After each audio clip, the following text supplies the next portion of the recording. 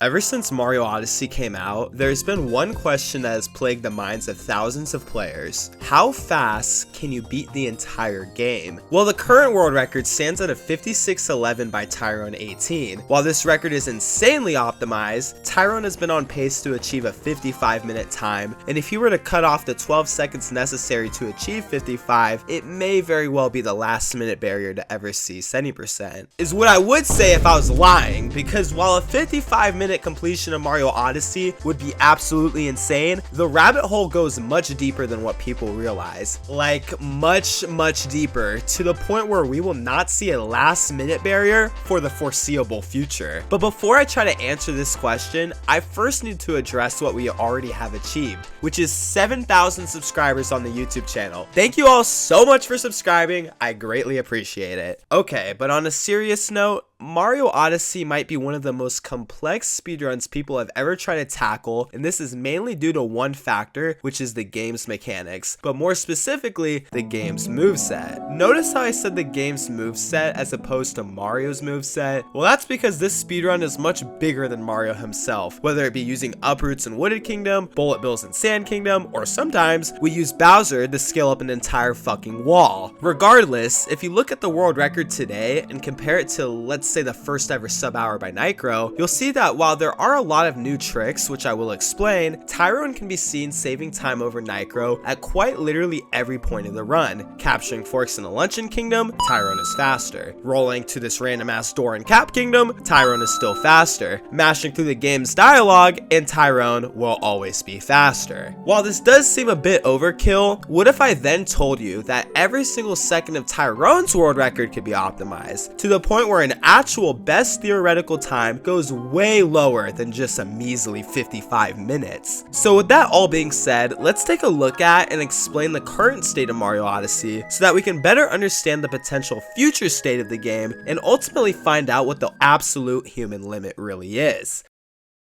Like I mentioned earlier, the movement / mechanics make up a vast majority of the run. However, there is something else that makes up the any percent run. Something else that is very important, and that would be all of the time-saving tricks. While it would take me hours to explain every little optimization, what I can do is explain all the tricks as they are a crucial part of our story. Throughout the any percent run, you traverse through 14 kingdoms. 2 of these 14 kingdoms are Cloud and Ruined, both of which contain a decent amount of tech, but nonetheless there are no fancy tricks to note here as far as the current state or future state of Odyssey goes. However, for a game that requires such a high skill ceiling for movement, you'd be surprised at just how many difficult tricks are jam-packed into this one run, as there is at least one trick in each kingdom. Starting off in Cap and Cascade, there are 3 tricks done by top level players. The first trick is called Hydrophobia and only saves about a second. It requires you to do this precise spin throw against the block, in which Cappy will then get stuck to the block and shoot forward, which then allows Mario to become this frog faster. The third trick utilizes a technique known as the moon clip, which I will further explain in the video, but as far as chest clip is concerned, you do what I like to call a basic moon clip, which involves you doing a backflip followed up by throwing Cappy right as you grab the moon as a means of being pushed out of bounds and ultimately saving time. However, the trick that comes after Hydrophobia, but before chest clip, is one of the most infamous and brutal tricks in the entire run. This is DSS, otherwise known as Dino Skip Skip, because if you are able to pull off this precise jump required to scale the wall, you are able to save almost 10 seconds over the other route, which involves you using this dinosaur to get to the end of the kingdom. Not only do you have to do this trick fast for the sake of being fast, but you also have to pull it off quickly to pull off a trick in the next kingdom. You see, at the beginning of the run, players will go into the Nintendo Switch's clock and set it to 1:53 a.m. They will then wait about 40 seconds before starting the run, so that way, if you get a good Cap and Cascade, they will be able to plant the seed in the Sand Kingdom at 1:59 a.m. Once you collect this moon, the clock will have reached 3 a.m. because of daylight savings, and the seed will instantly grow as the game will think an hour has passed. The other trick in sand is actually performed right at the end of the kingdom, and it involves this special platform right here. If you ledge grab and then let go and cap throw as the platform is moving towards the wall, you are able to clip out of bounds and collect these 2 moons. While the clip is not difficult, it can be super tricky to pull it off fast, because if you don't manipulate the camera right, then you'll either be too slow for the platform or you'll be too fast for it, which, as you can imagine, both scenarios lose time. Now, you remember when I was talking about the moon clip and cascade? Well, in Wooded Kingdom alone, there are 3 of them, not to mention that there's one in Lake Kingdom as well. This one in Wooded, which is used to grab this moon that would otherwise require the tank, is a basic moon clip, just like the one in Cascade, or even like the one that is done later in the run in Snow Kingdom. However, the other 3 moon clips are triple jump moon clips, which are infinitely more difficult. Starting with this clip in Lake, you have a 2-frame window to actually clip through the wall. Thankfully, missing the trick doesn't lose much time, as you can back it up with another trick that is simply called Lake Clip, because at the end of the day, the purpose of clipping through this wall in the first place is so that we can get to this checkpoint and get to this painting moon without having to actually unlock the painting itself. We then have another 2-frame moon clip in Wooded Kingdom, which saves 4 seconds if done optimally. While this trick has about the same level of risk as the one in Lake alongside the same frame window, the triple jump itself is definitely more tricky. This is the case because it's hard to consistently get the correct amount of height off of the triple jump, because at least in Lake, you have the liberty to do whatever triple jump you want, so long as you can pull off all the other inputs. But with Pipe's clip, you can't triple too high, and you definitely can't triple too low. It has to be just right. But neither of these tricks compare to the final moon clip in Wooded, which is none other than Maze Clip.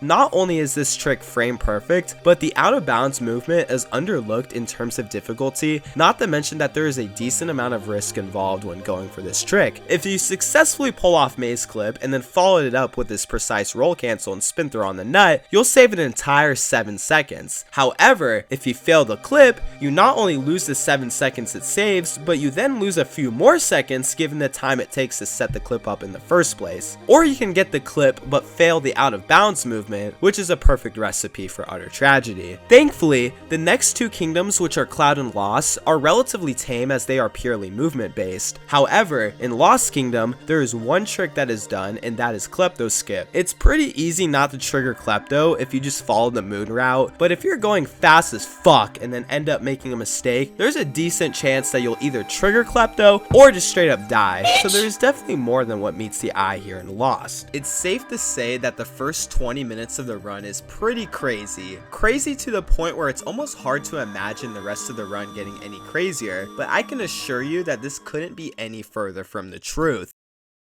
Recently, a moon reroute was discovered in the Metro Kingdom, and within this route we see 2 tricks that are pulled off. The first trick is Scooter Clip, which has honestly been pulled off since the beginning of time, but nonetheless, it can be tricky to pull off considering the fact that you have to tilt your controller sideways so that way your scooter's hitbox extends just enough to get this moon. The other trick is a lot more difficult, and it was actually only discovered a few months ago. Usually, players will collect this moon well after defeating the Mecha Wiggler, but what if I told you that you could actually use the Wiggler to clip out of bounds as a means of collecting this moon? While this isn't a moon clip, the inputs are pretty similar to the moon clip done in Snow, which is nice because unlike Maze Clip, you don't have to be frame perfect. However, the movement towards the moon and back can be equally as tricky since you have to make it back in time for the second and last phase of the fight. On to Snow and Seaside, and we once again have multiple out of bounds tricks to pull off. In Seaside, there are 2 clips that you can do using the fish, but thankfully, both are relatively simple to pull off. However, this clip in Snow is a completely different story. ICC, otherwise known as Ice Corner Clip, is the alternative way of getting this moon that would otherwise require you to capture these 4 Goombas and hit the switch. This trick can save up to 7 seconds, but how it's pulled off and runs only saves about 4 seconds, as even the best players will use this camera setup to actually get the clip consistently since it's so precise. Now, if you count Luncheon, there are only 4 kingdoms left in the run. As mentioned earlier, Ruin doesn't doesn't contain any other tricks. However, Luncheon and Bowser don't really contain any difficult tricks that are done in runs, with the key phrase here being done in runs. In Luncheon, there's a lot of technical movement, but the only real trick players do in runs is this jump which skips the Spirit boss fight, and in Bowser, there's once again a lot of technical movement, but the only trick done saves 2 seconds, and it involves Sar Bomba, also known as the alphanumeric designation AN602, which is a thermonuclear aerial bomb alongside the most powerful nuclear weapon ever created. And then there's the Moon Kingdom. This is the run's final kingdom, and it includes one of the most mind-boggling tricks in the entire game. As you make your way through the escape sequence, parts of the stage behind you will fall, and this 2D section is no exception. Now when something falls, its collision will obviously move down with it, but for some reason, there are ever so small patches of collision outside of the 2D section before it falls. This makes it just barely possible for you to skip the 2D section because you are able to land on all these invisible patches of collision thanks to the developers of the game forgetting or simply just not knowing that collision was even there in the first place. So there it is. If you're able to pull off all of these tricks on the first try and you pull off your movement to a T, you are able to beat the game in 55 minutes and 29 seconds, which is just 42 seconds off the current world record. But like I foreshadowed earlier, the human limit is much lower than a 55-minute time. While tools to dissect this game are still within early development, there is one resource that actually does a pretty good job at showing off what humans are capable of achieving. This sheet is called the BTT, which stands for Best Theoretical Time, and it takes up the any percent run and chunks it up into hundreds of segments. So as you can imagine, when all of the players who have segments have spent countless amounts of time grinding each segment down to perfection, we are left with a time of 53.5 minutes. But how is this even possible? And are we even capable of bringing this 53-minute time down any lower? Well, stay tuned for the next episode in which I give the crazy ass answers to that question.